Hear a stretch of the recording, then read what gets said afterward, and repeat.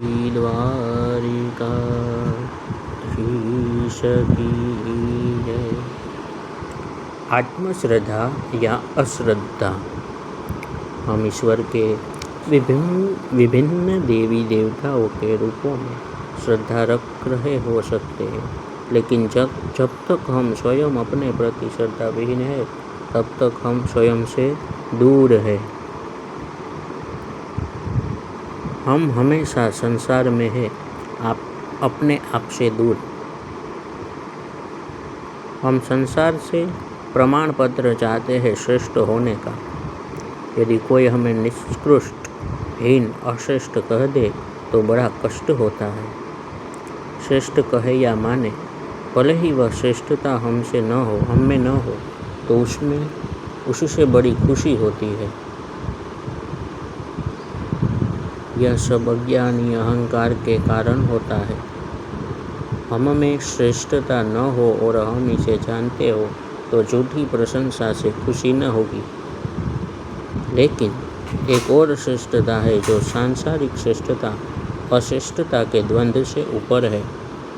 वह है हमारी आत्मा, हमारे मूल स्वरूप से संबंधित श्रद्धा। गीता की भाषा में हमारा मूल स्वरूप ईश्वर का अंश है। जब ईश्वर में हम अपार श्रद्धा रखते हैं तो ईश्वर अंश में भी अपार श्रद्धा होनी चाहिए या नहीं? लेकिन इसकी जगह अश्रद्धा होती है, कारण रजोगुणी तमोगुणी वृत्तियों का ढेर। किसी में घमंड की वृत्ति हो और वह उससे जानता हो तो उसकी स्वयं के प्रति अश्रद्धा हो सकती है। यह अश्रद्धा बहुत नुकसान करने वाली है। वृत्तियाँ तो सभी आने जाने वाली है, वह सब प्रकृति है। प्रकृति हमारा स्वरूप नहीं है। स्वरूप है हमारा स्थायी आत्म स्वरूप, हमारा होना। हम हमारे होने को कैसे देखते हैं? यदि प्रकृति की दृष्टि से देखें तो अश्रद्धा होगी, यदि मूल की दृष्टि से देखें तो श्रद्धा होगी। यदि आत्मश्रद्धा है, विवेकानंद ने इसी की तरफ ध्यान खींचा है। स्वयं श्री कृष्ण कहते हैं, यह जीवात्मा मेरा ही सनातन अंश है। सनातन का अर्थ है हमेशा एक जैसा, बिना किसी परिवर्तन के। इसी का ध्यान रहे तो आत्मश्रद्धा होगी। प्रकृति भी साथ है ही, परंतु वह हमारा मूल आधार स्वरूप नहीं है। फिर वह सतत परिवर्तनशील है, इसलिए उसे अपना आधार नहीं बनाया जा सकता, न बनाना चाहिए। दिन भर में सैकड़ों वृत्तियाँ आती जाती रहती है, कभी क्रोध, कभी क्षमा, कभी शांति, कभी अशांति, कभी भय, कभी साहस, कभी चिंता, कभी निश्चिंतता, कभी अभिमान, कभी नम्रता। इन सबको अपना आधार बनाए तब तो हो रहा। फिर तो कभी अपनी श्रद्धा होगी, कभी अश्रद्धा। बात हो रही है स्थायी आत्मश्रद्धा की। हमारी स्वयं में, हमारे होने में श्रद्धा नहीं है, भरोसा नहीं है और हम किसी अन्य जगह श्रद्धा रखते हैं तो यह बिना नींव के मकान की तरह होगा। हमारे आधार में मजबूती तो आत्मश्रद्धा से ही संभव है। जब स्वयं पर भरोसा हो, श्रद्धा और भरोसे में क्या संबंध है? एक आदमी अश्रद्धा से भरा है तथा अपने पर भरोसा भी रखता है तो वह दबंग की श्रेणी में रखा जा सकता है। क्या दबंगाई सकारात्मकता की सूचक है? गीता में दैवी संपदा में पहला ही गुण बताया है अभय, जो भय रहित है। क्या जो भय रहित है उसे दबंग कहा जा सकता है?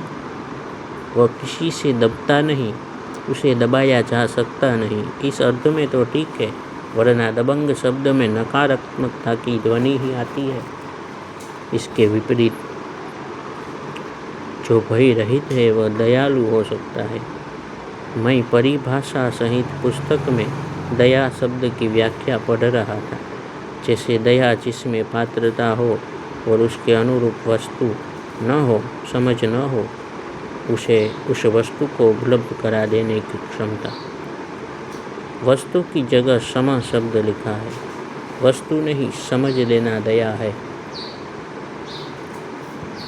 अज्ञान ही तो सारे कष्टों का मूल कारण है। यदि ज्ञान दिया जाए, सही समझ दी जाए तो आदमी सुखी हो जाता है।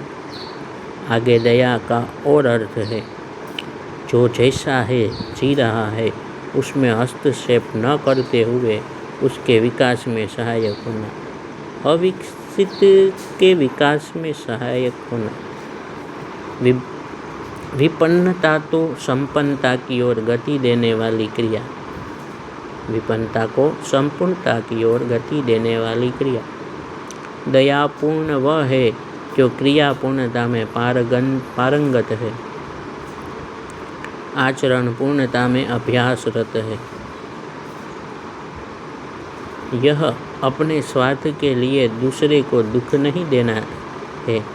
दयापूर्ण व्यवहार मानवीयता के अर्थ में सम्मानजनक विधि से किया गया कार्य है। दया के मूल में सम्मान का भाव शामिल होना चाहिए। यह किसी को तुच्छ समझना नहीं है। दयामय वह है जो कृपा और करुणा पूर्वक सर्वशुभ चाहने वाला, प्रेरणा देने वाला, प्रमाणित करने वाला। ऐसी दया जिसमें है वह दयालु। अगर दया की जगह दर्द है तो उसे अपनी अव्यवस्था की पीड़ा को समझना होगा, अपनी अव्यवस्था का दर्शक होना होगा। अपनी ही अव्यवस्था अपने को दर्द देती है।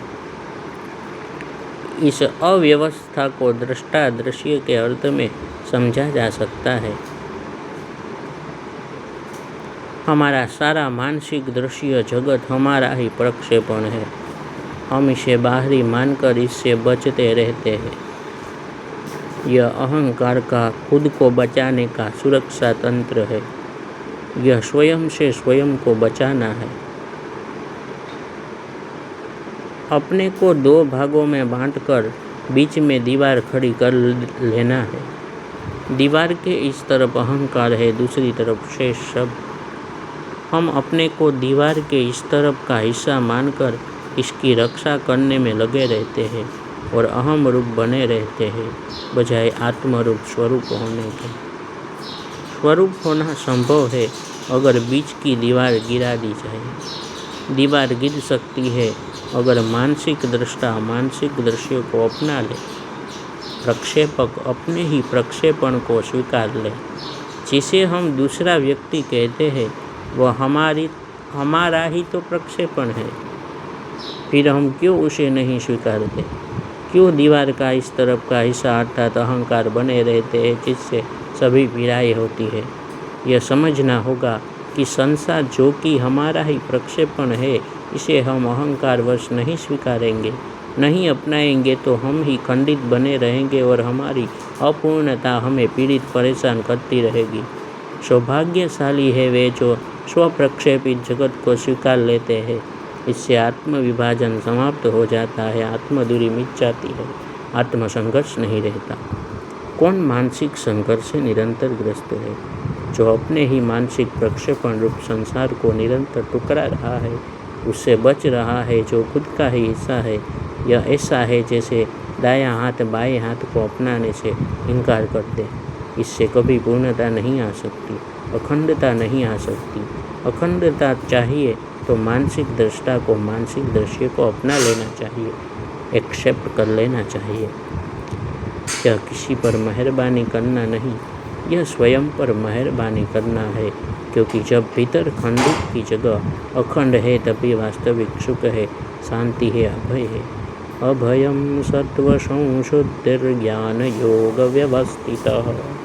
जो हर व्यक्ति घटना परिस्थिति के रूप में स्वयं को अपने आप को अपना लेता है, बिना बचे बिना टुकराए वह स्थित प्रज्ञ हो जाता है। फिर उससे जो कर्म होते हैं वे निष्काम ही होते हैं। वहाँ खंडित करने वाला अहंकार पूरी तरह से अनुपस्थित होता है। यदि मन स्वयं को दृष्टा दृश्य में बांट लेता है तो हमें मन को पूरा देखना होगा, एक साथ देखना होगा, ताकि हम उसके सिर्फ एक ही हिस्से से न बंधे रहे। मन के दृष्टादृश्य रूप को एक साथ देखना स्वतंत्रता है। मन ही मैं है, मन ही संसार है, अहंकार है नहीं। परंतु जब हम स्वयं को मन के मैं से जोड़कर स्वयं वही हो जाते हैं, तभी अहंकार अस्तित्व में आता है। उस रूप में फिर हमें ही अपने कष्टों का कारण बनते हैं, हम ही अपने कष्टों का कारण बनते हैं, कोई और कष्ट नहीं देता। इसलिए ज़्यादा अच्छा होगा अगर कष्टों से बचने के बजाय अहंकार से मुक्त हुआ जाए। हम दिन रात कष्टों से बचने में लगे रहते हैं। अगर अहंकार रहित होने पर ध्यान नहीं देते, इससे समस्या बनी रहती है। ऐसा लगता है अहम रहित होना ऊर्जा रहित होना है। अहम रहित होना ऊर्जा रहित होना है, ऐसा लगता है। बात ठीक इसके विपरीत है। अहंकार रहित ऊर्जा ही पूर्ण है, अखंड है, परम पवित्र है।